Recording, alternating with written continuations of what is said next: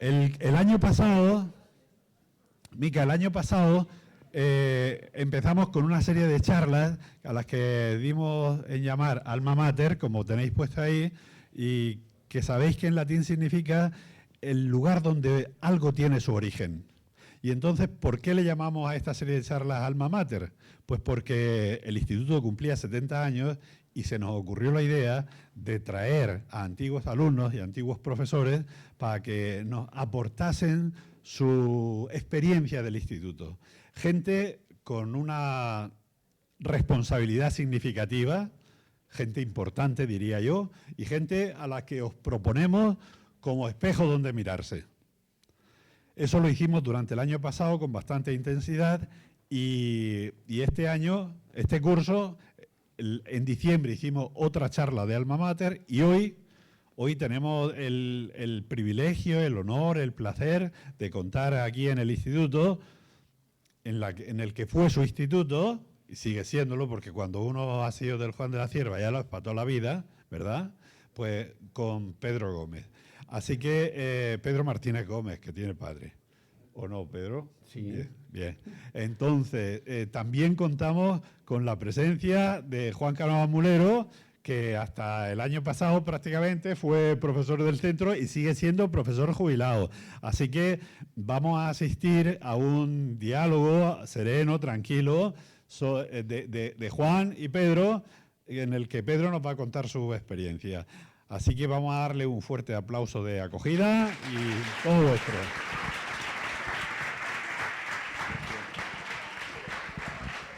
Bueno, pues muchas gracias. Yo, antes que nada, quiero deciros que sois unos privilegiados. Tenemos suerte esta mañana, un día tan precioso de esta tierra nuestra mediterránea, un viernes que ya el cuerpo vuela a fin de semana, de encontrarse con la pasión y con la ciencia. Eso es un lujo.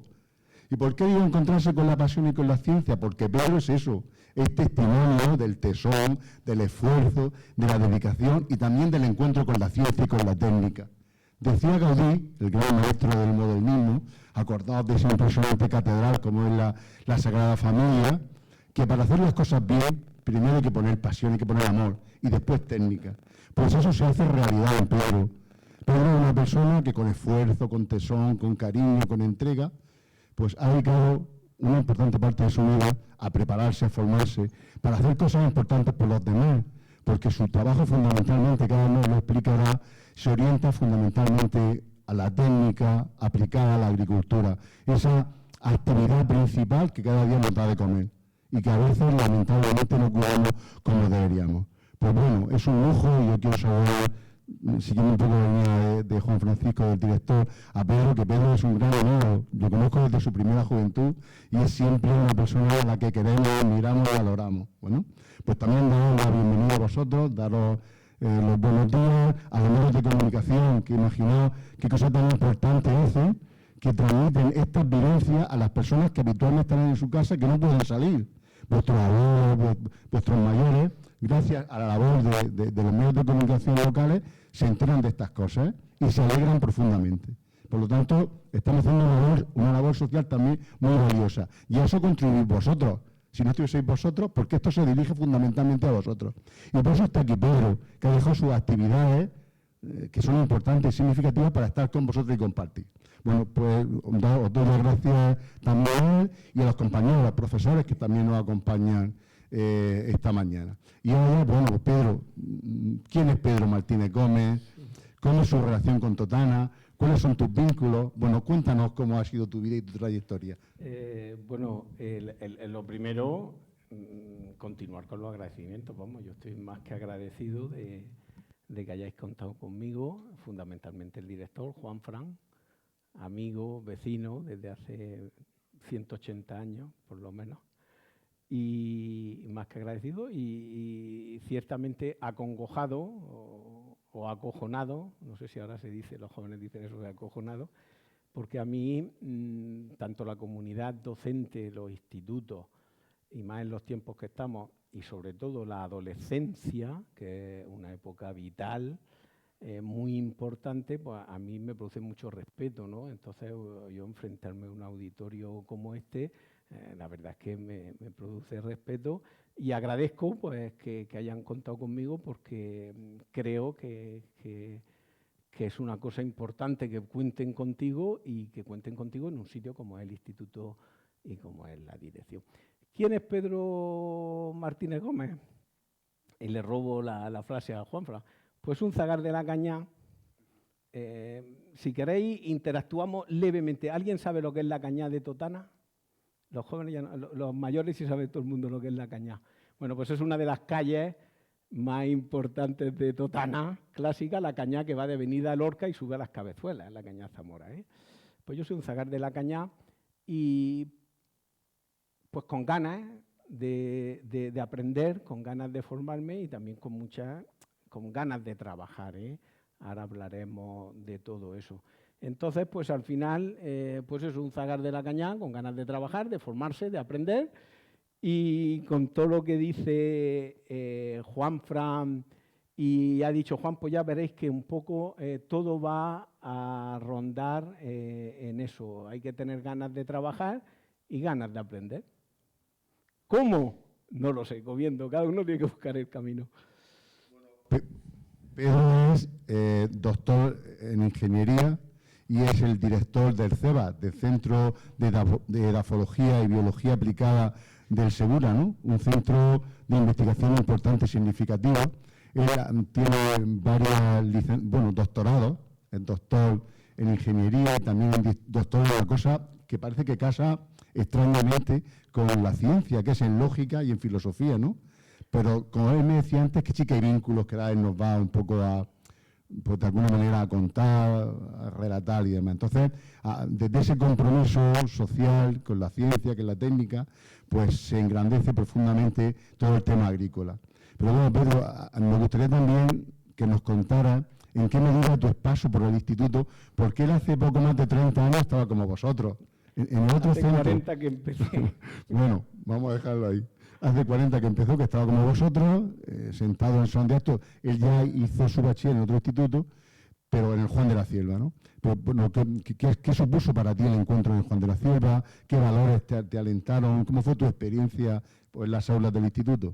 El recuerdo del instituto, además, afortunadamente, en la sala hemos coincidido compañeros del instituto, Mica, por ejemplo, pues 4 años juntos, por poneros un ejemplo, tampoco, con Juanfran, ya fue profesor mío, y venir, aunque sea ya el instituto nuevo, venir aquí, pues la verdad es que me produce mucha satisfacción.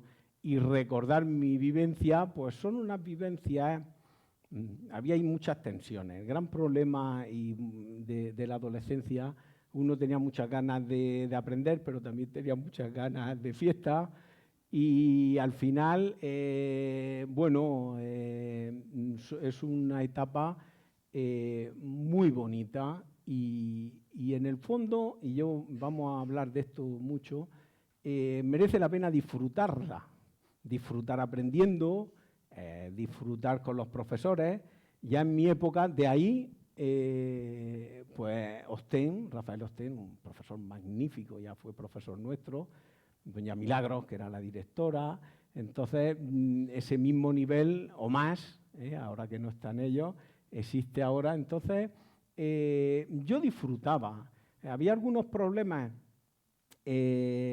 con algunas asignaturas, pero fundamentalmente fue mucho vivir, mucho socializar, ahora hablaremos de esa cuestión, y también pues mucho disfrutar aprendiendo y creciendo, ¿no?, como persona. Porque en la adolescencia el gran problema es que uno se hace mayor porque empieza a pensar por sí mismo.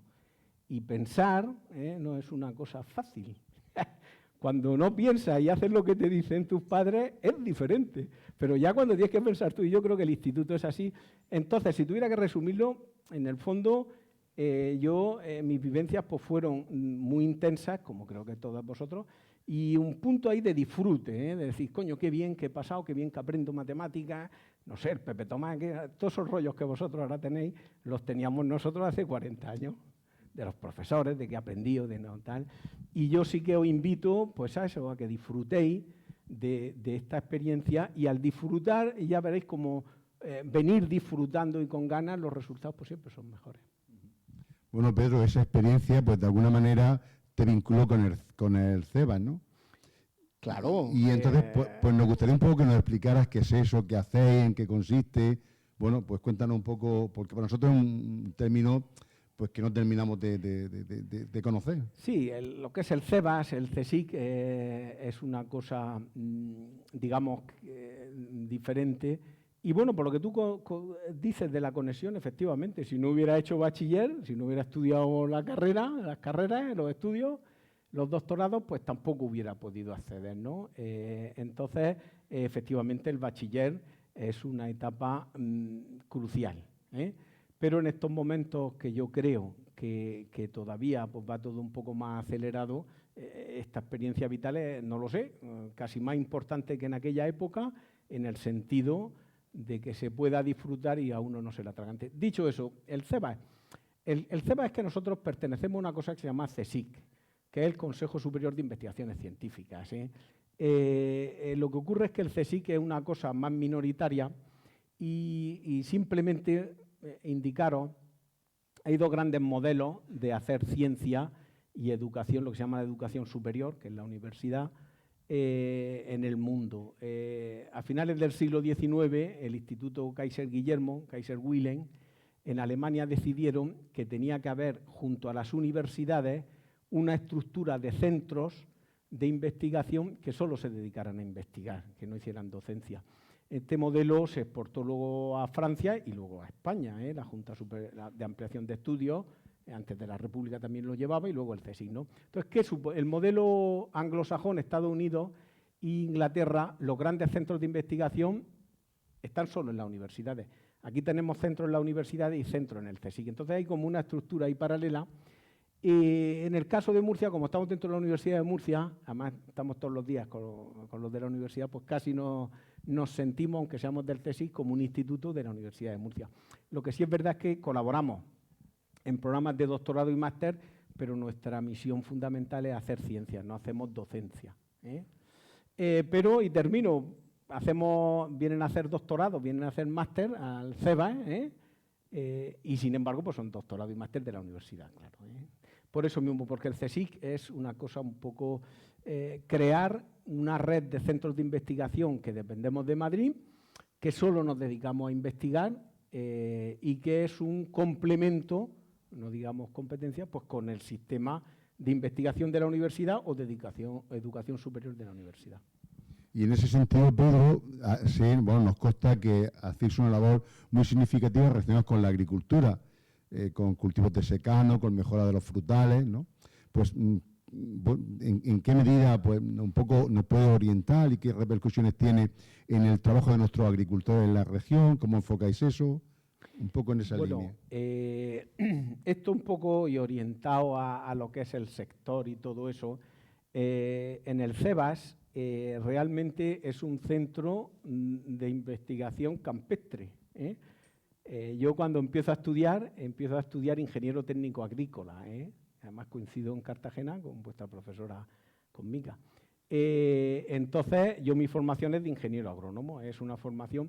Ya os digo que el mundo agro es un mundo apasionante, aunque últimamente no tiene mucho tirón entre los jóvenes y además, desde el punto de vista profesional y tal, muy interesante, ¿eh? Entonces, pues yo luego hice ingeniero superior en Lérida, hice un máster en Zaragoza, pero luego recalé a hacer la tesis en el CEBAS, ¿eh? ¿Por qué? Porque yo era un ingeniero agrónomo y el CEBAS es un centro de investigación agraria, ¿eh? Lo que pasa es que eso del campo, que es un mundo complejísimo, en estos momentos, por ejemplo, el sector agro en la región de Murcia mueve como 10.000 millones de euros, ¿eh? Estamos hablando de que lo que es la agricultura, en sitios como Totana, la actividad productiva por excelencia, a industria, aparte de servicio y turismo, pues es la agricultura, pero también en la región de Murcia, ¿no? Entonces, el CEBAS nos dedicamos solo a agricultura, solo a investigación agraria. Además, trabajamos dentro de un paradigma o de un framework, un marco, como dicen los americanos, que es el concepto de One Health, una salud. Entonces nos dedicamos a los recursos naturales, suelo y agua, a la salud de los recursos naturales, suelo y agua, en relación con la agricultura. Nos dedicamos a la salud de las plantas para que produzcan mejor y nos dedicamos también a la salud humana, porque el alimento vegetal pues tiene mucho de salud humana. Entonces tenemos recursos naturales, investigación de plantas y tecnología de alimentos. Son las tres grandes áreas, todo relacionado. Pero, por ejemplo, el CEBA, el año pasado tuvimos un presupuesto de 23,5 millones de euros. En estos momentos en el CEBA, alrededor de 400 personas, solo dedicadas a la agricultura. Es el centro de investigación más grande de la región, de campo. Nosotros no, hay otros centros, y tampoco está de más que la región tenga un centro y que sea un referente en investigación agraria.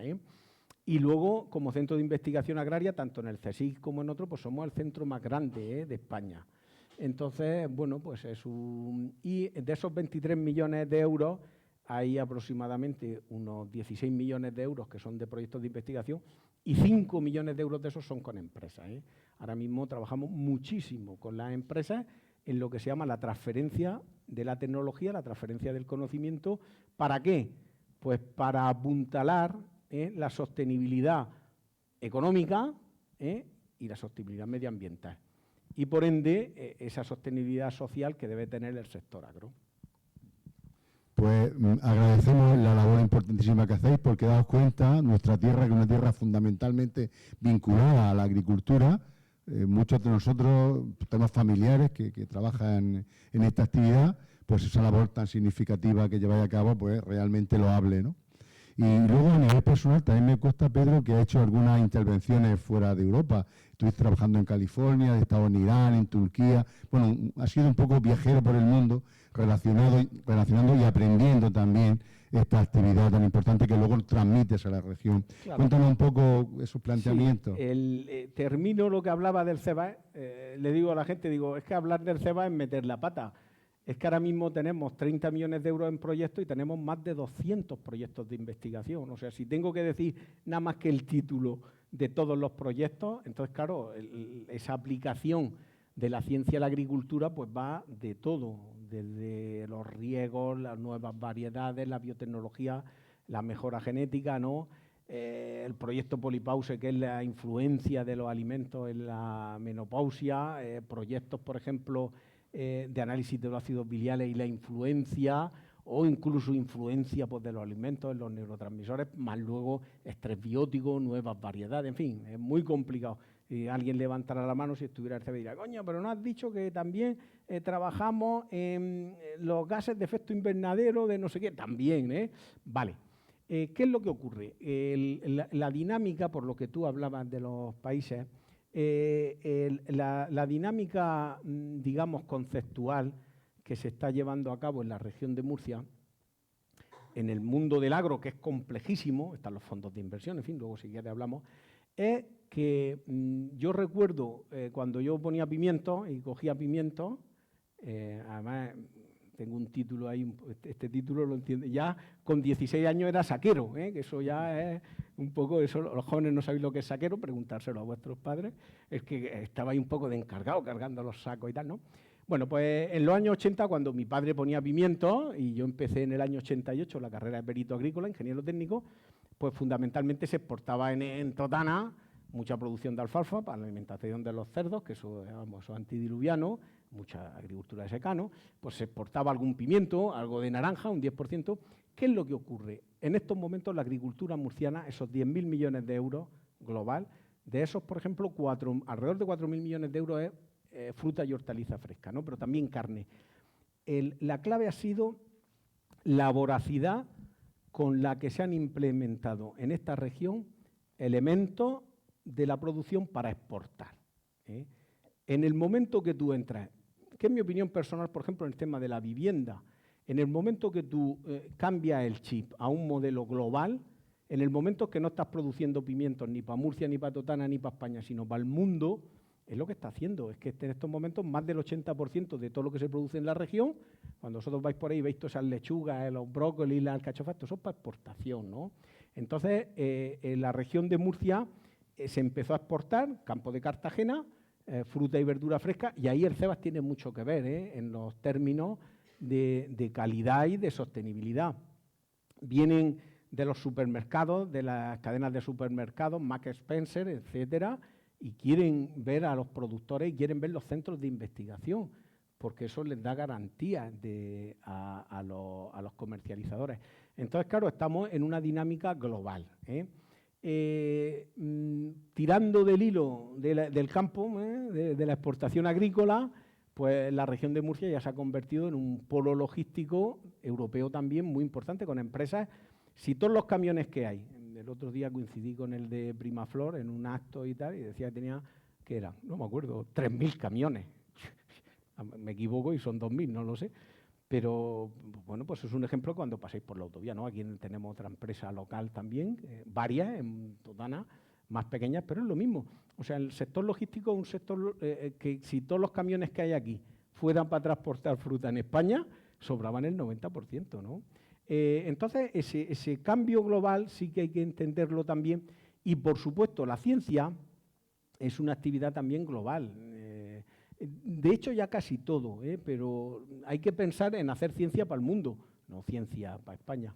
Entonces, bueno, pues yo, como científico, sí que es verdad que tengo la inmensa fortuna de dedicarme solo a ciencia. La ciencia es una cosa que es también mundial. Bueno, pues he estado en 40 países trabajando o haciendo estancias, o he tenido estudiantes en más de 20 países que han venido a trabajar conmigo, a mi grupo. Entonces, claro, la ciencia también es una cosa global.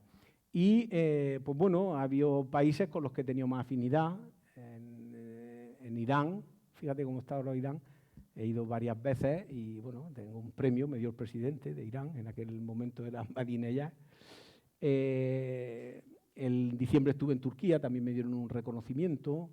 Pues en Corea hace unos años también, pues la Sociedad Americana de Ciencias Hortícolas pues también me reconoció, ¿no? Digamos que la dinámica es, y en eso, como cuando yo doy las charlas a los estudiantes, no sabemos si cortarnos las venas o dejárnoslas largas. Hombre, yo creo que hay que dejárselas largas, eso ya no hay que cortárselas, pero cuando uno estudia una carrera universitaria debe de ambicionar que sea medicina, o sea biología, o sea lo que sea, o sea derecho, o sea económica, pues que sea, digamos, global. ¿Por qué? Porque la perspectiva global es muy exigente, pero cuando uno cambia el chip, pues está muy bien. Estuve 3 años, primero 2 años con una beca Fulbright, pero luego otro año contratado en California trabajando, y ahora, por ejemplo, pues llevo 4 años que soy asesor de una universidad china, la Henan Agricultural University, o sea que todos los años voy a China, y estoy un tiempo ahí en China, y bueno, pues eso es la dinámica en la que vosotros, que sois jóvenes, el doctorado lo hago en la universidad, el de filosofía lo hice en la Universidad de Salamanca, y ahí cuando entras ahí a la universidad, a la izquierda hay una columna, y los estudiantes se tienen que dar para abrir las mentes, y eso es lo que yo espero que vosotros hagáis con el tiempo, abrir vuestras mentes a una formación importante e intentar que la dimensión de vuestro trabajo, pues es que si en cualquier empresa, bueno, aquí tenemos, es que hablar de nombre y de empresa, la verdad es que tenemos a Getran o cualquiera de ellas, pues tú te vas a trabajar a Getran y ya vas a estar llevando camiones por toda Europa, y eres administrativo y debes de saber inglés porque vas a tener etcétera, etcétera, ¿no? Entonces, eso sí que se invita, ¿no?, a esa altura de mira, porque cada vez más, y luego es sorprendente, los empresarios, también hay mucha materia gris detrás de eso, pero tú te ves a todos estos de ProExport y tal, o de las lechugas y lo otro, y dices, bueno, esta gente cómo exporta a 80 países, se exporta, y se exporta por gente como vosotros, que ha estudiado carreras, y que se ha formado con una mentalidad global y también con un mundo cada vez pues, más global. Ofrece más oportunidades, pero también pues, más exigente, claro. Pues realmente es una invitación y una llamada que nos hace Pedro, pues un poco encontrarnos con la realidad de nuestro tiempo, ¿no? Un mundo abierto, global, con sus aspectos más negativos también es verdad, ¿no? Porque a veces nos deshumanizamos, pero también con muchísimas perspectivas, ¿no? Entonces, pues bueno, de alguna manera coger el reto que nos plantea y hacer pues de estas perspectivas también como un planteamiento de vida, creo que es realmente interesante. Escuchando a Pedro, podríamos pensar que Pedro pertenece a una élite económica de Totana, que su familia tenía una posibilidad económica para apoyar y hacer todo esto, y Pedro pertenece a una familia humilde, sencilla, ¿no? Y ese testimonio me parece que es también muy importante y significativo que nos lo relates, que nos cuentes, Pedro, ¿no? Cuéntanos un poco ese planteamiento familiar y ese apoyo. Los temas estos son delicados. Yo os invito a un cierto modelo que no tiene por qué ser el modelo ni más correcto ni menos, pero bueno, que os puede servir, espero que os sirva de utilidad. En mi caso, mi padre era albañil y mi madre era manipuladora de frutas, lo que sería el equivalente a trabajar ahora en Moica, ¿no? Entonces, claro, también hay unos elementos importantes. Mi primera beca me la da el ayuntamiento de Totana, estamos hablando, nos dieron 600 pesetas en el Colegio Santiago una vez, o yo lo pedí, o 500 pesetas, que son 3 euros. Y yo recuerdo que aquello fue como en el año 82, Pues desde el año 82, prácticamente hasta que termino la tesis doctoral, en el año 94, son todos 12 años de becas de formación. Pero luego me voy al extranjero con otra beca, con la propia tesis de formación. Ya no trabajar para el sector público, sino becas de formación. Becas para irme a Cartagena, becas ya del instituto, que en el instituto sí eran becas regladas, becas para Cartagena, luego para Lérida y tal. Entonces, aquí hay varias cosas. Primero, el sistema público es muy importante y hay que mimarlo, el sistema público de educación. Y además, pues todo el sistema de becas. ¿Qué pasa? Pues que te tienen que dar la beca. Pero oye, si tienes ganas, si lo haces con ganas y si trabajas, te dan las becas, Entonces, claro, aquello era terrible. Yo cuando me fui a Lérida, que además no tenía ni idea, me meto a un piso que era muy caro, costaba el piso 25.000 pesetas, y 20.000 pesetas, perdón, al mes. Luego me fui a otro viejo ya de 10.000. Y mi madre me ingresaba, que trabajaba en el almacén de frutas, porque el albañil que era mi padre, pues el hombre con lo que había, pues era más complicado porque había tal, me ingresaba, yo pasaba con 25.000 pesetas, que son 150 euros, y de los 150 euros, 120 eran para pagar el alquiler. Luego los revisé corriendo, digo, esto hay que bajarlo. Y los retos esos que vosotros veis en TikTok de 30 euros un mes eran, pero verdad, ¿no? Entonces, bueno, mucho sacrificio. Es que lo que ocurre con todas estas cosas, por ahí hay una poesía que dice, lo que tiene el árbol de florido vive de lo que tiene sepultado. Yo tengo mucho sepultado, o mucha mierda, o mucho estiércol, o mucha raíz, o mucha cosa que no se ve, lógicamente. Tú ahora lo ves, coño, lo que hace, lo que tal. No, hombre, no, aquello vive de esas vivencias, ya las veréis vosotras, y son vivencias, pues, fundamentalmente de mucho sacrificio a la hora de estudiar, pero siempre con ganas, Es que las ganas... ¿Cómo se motiva uno? Pues yo qué sé, con el TikTok se puede motivar por lo que él quiera. Pero al final hay que echarle ganas. Pero efectivamente son y todo con becas públicas, Entonces, claro, además la beca mía era una cosa extrañísima, porque mi padre ponía pimientos y entonces había que pagar, había pólizas, Todo esto son historias de abuelos cebolletas. Vuestros abuelos, ya no vuestros padres, probablemente vuestros abuelos, seguro que están. Entonces, cuando venían las perras de la beca había que amortizar la póliza con todo lo que se había gastado para que luego te dieran otra vez el 1.000.000 de pesetas. Y entonces yo las perras de la beca no las veía. Luego sí me hacían el ingreso, Pero bueno, pues ya está. Esa es Pero efectivamente, con ganas de trabajar con motivación hay muchas oportunidades, Lo que sí es verdad es que yo me acuerdo cuando estuve en Estados Unidos, estuve del 99 al 2002, da la sensación que cuando y ahora estamos en esas dinámicas globales que ya Estados Unidos ya estaba allí y ahora más, cuando una sociedad gira a más velocidad, tiene más velocidad, también la propia fuerza centrípeta pues te echa fuera, ¿no? Entonces, ahora cualquier joven con los programas Erasmus se puede comer el mundo ya con 18 o 20 años, aprender 1.000 cosas, ir a 1.000 países, ¿no? también es verdad que te puede crear mucha tensión y que hace que te salga, y a lo mejor hay chavales que salen fuera del circuito, ¿eh? Entonces yo entiendo que es delicado, pero en cualquier caso es un reto que merece la pena y ahora mismo hay muchas oportunidades. Antes había con las becas, pero ahora hay muchas más, claro. Y efectivamente el tema económico no es limitante para formarse hoy día en España, ¿eh? Si tienes dinero mejor, como siempre, eso no quita. Pero no es un factor limitante y el daros cuenta que tanto incluso la inteligencia, el dinero, todo eso suma, correcto. Pero lo que son las ganas, eso multiplica, ¿eh? O sea, si tú vales 10 y eres 5 de inteligente, pues vas a tener 15. Pero si tú tienes 10 y 1 de inteligencia, 5, pero multiplicas por 3 las ganas, pues tienes 30. Cosa que el que no tiene ganas, pues se queda en 10. Entonces con el dinero pasa igual, el dinero es importante y suma, pero la capacidad te la da las ganas. Y cómo uno se motiva, eso es muy complicado. Eso ya cada uno tenéis que encontrar vuestro camino.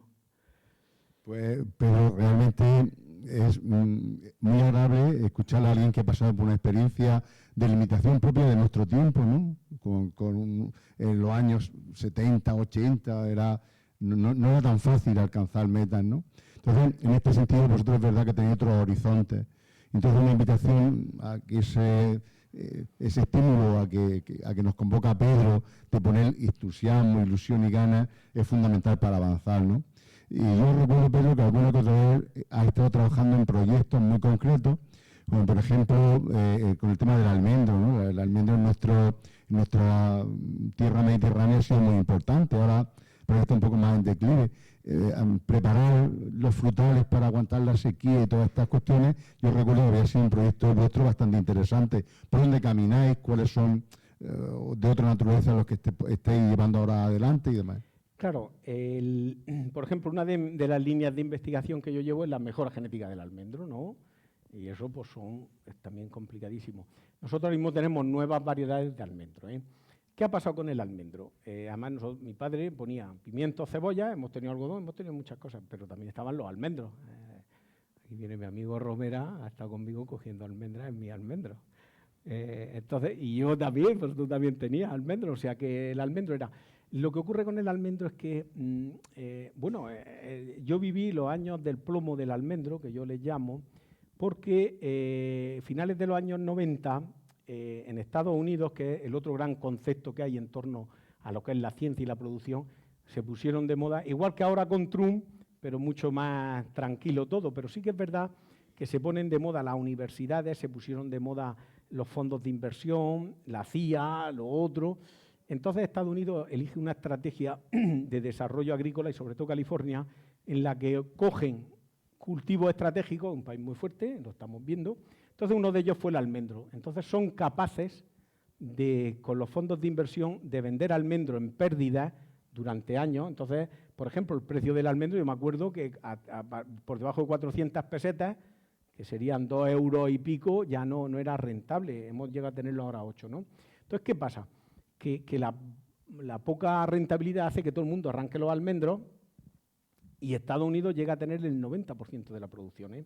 Lo que pasa es que ahora ni siquiera puede abastecer la producción de almendros. Entonces ahora otra vez hay un renacer del almendro. Pero el almendro en la región de Murcia es mi gran especialidad.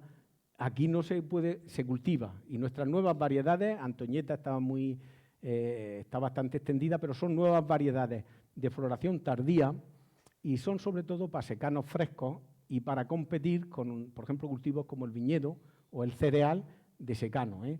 Entonces, nuestras nuevas variedades florecen más tarde, no se hielan, y Penta es una de ellas, que ahora mismo pues, es la variedad que más se está poniendo en España. Lo que pasa es que es pequeña de calibre, pero viene muy bien para el turrón, y Penta pues, tiene azúcar y tal. Lo que pasa es que nosotros donde estamos vendiendo decenas de miles de hectáreas es en el norte de España, ¿eh? Pero es un ejemplo. Pero es que Penta, hasta la fecha hemos vendido de esta variedad y de otra unos 5 millones de plantas, con más de 3 millones de euros de royalties que ha cobrado el CSIC por estas variedades. Ahora mismo se está produciendo en 20 países.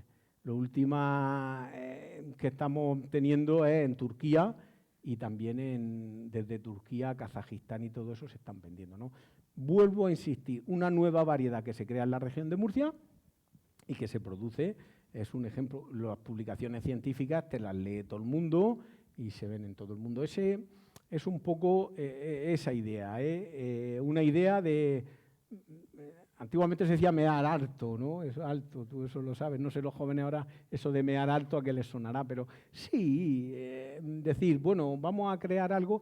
Entonces, lo que hablaba de antes y retomo, ya desde la región de Murcia no solo exportamos, sino que además con las empresas logísticas, pero además Murcia ya está exportando la tecnología. Y eso es muy importante, las nuevas variedades, la tecnología del riego, y siempre en ese mismo contexto, digamos, pues global de exportación. Entonces, mi trabajo, donde realmente la parte esa, digamos, más científica, donde realmente se ve en el norte de España, y estas variedades, ahora hemos creado nuevas variedades, Florida, Alaska para California, que tienen muchos problemas de agua, pues ahí estamos. Eso, aparte de lo que es la gestión del centro, que ya he dicho antes. Bueno, pues vamos a ver un pequeño turno de palabra, porque una cosa que me ha pedido Pedro es que fuese muy respetuoso con el tiempo y también yo no tengo pasarnos. Si queréis bueno, preguntarle algo a Pedro, hacer alguna sugerencia, alguna aportación, ¿alguno de vosotros se anima? Vencemos la timidez.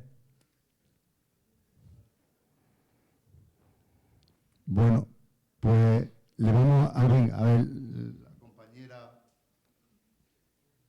te dejamos el micrófono, José Antonio, lo pasa. ¿Cómo sabías que eso era lo que querías hacer desde un principio? Es decir, ¿cómo decidiste qué es lo que ibas a estudiar y darle tanta determinación a esa idea? Muy buena pregunta. Os voy a contar con pelos y señales. La vocación, digamos, universitaria es una cosa muy delicada, porque hay quien tiene vocación desde el principio, quien no tiene. Yo en mi caso fue en la Kabuki, que no, esto es hace 185 años que existía, ahora todavía existe la Kabuki, pero está para derribo. Me acuerdo en la hamburguesería y un amigo conocido que salíamos, el Centeno, no sé si lo conocéis, el Centeno, Andrés, pues, de pronto me dice, el verano que yo voy a pasar de tercero a COU, me dijo, voy a estudiar perito agrícola. Y yo no sé por qué se me encendió la bombilla. Digo, coño, perito agrícola, esto es lo que yo quiero hacer. Claro, cuando tú vas hablando con la gente, cuando tú vas tal,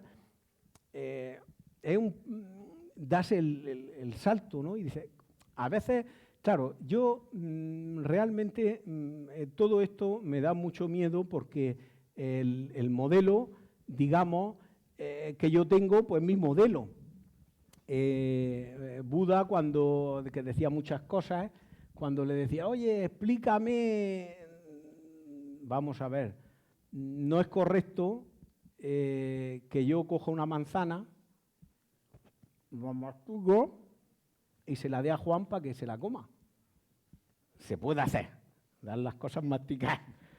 Pero lo normal es que yo coja mi manzana y si Juan quiere una manzana, coja la manzana y se la coma él. Entonces, como yo mastico, como yo como, bueno, pues es mi eso. Sí que es verdad que yo la vivencia fue que del verano de tercero a COU, con el Centeno, digo, coño, esto es lo que a mí me interesa, perito agrícola. ¿Por qué elegí perito agrícola? Primero porque en 3 años podía ya empezar a cobrar y trabajar, pues eso era muy importante en aquella época, estamos hablando del año 88. Y luego, pues sí que es verdad que luego, entonces cuando empecé perito, dije, coño, si lo mío es hacer la superior, me voy a Lérida. Y cuando estaba en Lérida, no. Pero la vida no se te tiene que atragantar, tienes que ir paso a paso, pa a pa, step by step, los iraníes dicen gon be gon, y entonces, ¿cómo se consigue eso? Pues que una vez que estás estudiando una cosa, una sobrina mía, que la puedo poner de ejemplo, que ha hecho graduado social o está terminando, no, pues voy a hacer el trabajo fin de máster de acoso laboral, y es que hay un máster de acoso, y ya te lleva al acoso laboral, y luego dices, no, pero es que, coño, no sé cómo, en Madrid hay no sé qué y me voy, pero es que hay un curso que es en Holanda, coño, pues voy a irme. Así se van encadenando. Si yo cuando tenía vuestra edad, cuando hablé con el Centeno, en el verano del 87, me dice el Centeno, Pedro, tienes que ser perito, Pedro, tienes que hacer tal. Bueno, me hubiera cortado las venas, no me las dejará algo, pero la vocación es cada uno.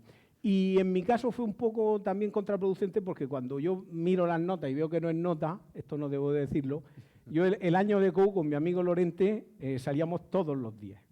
Íbamos al Zona, al Latino y tal. Dije, coño, pues ya con el expediente que ya llevo atrasado, ya la nota de corte me va a dar.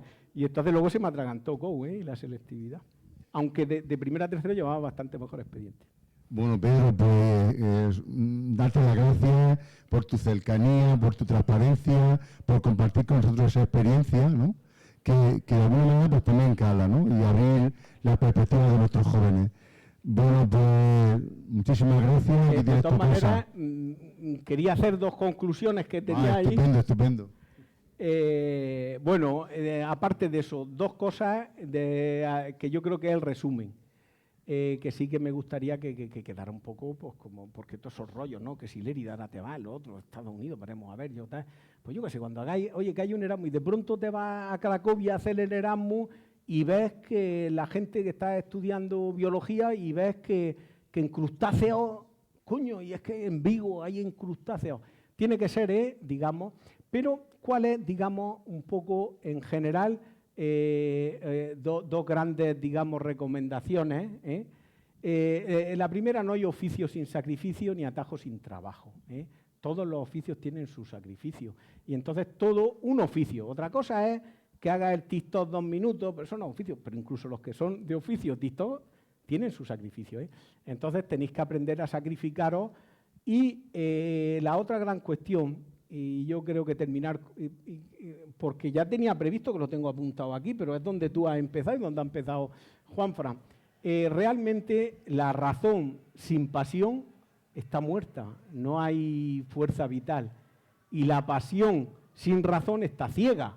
Entonces, puesto a elegir entre estar ciego o estar muerto, lógicamente mejor ciego, no muy ciego. Os quiero decir que lo que hagáis hay que poner pasión y hay que poner emoción. ¿Y cómo os podéis apasionar con ser catedráticos de neurociencia? Pues yo eso ya no puedo decirlo, pero si queréis llegar a ser o queréis llegar a ser investigadores, pues tiene que ser con mucha pasión y yo os invito a que le rinda suerte a la emoción, a la pasión y a que os divirtáis, ¿no? Pues estudiando en un ambiente fantástico como este instituto y con unos profesores, elenco de profesores que no... Estos son de nuestra quinta, más o menos, más jovencicas, pero más jovencicas 5 o 6 años. De las del Zona y el Latino estamos todos, ¿no? He visto a Agustina, por ejemplo, yo qué sé, pues Ana, en fin. Entonces tenéis un elenco de profesores estupendo que os divirtáis y que disfrutéis. Pues nada, muchísimas gracias. Ya está, ¿no?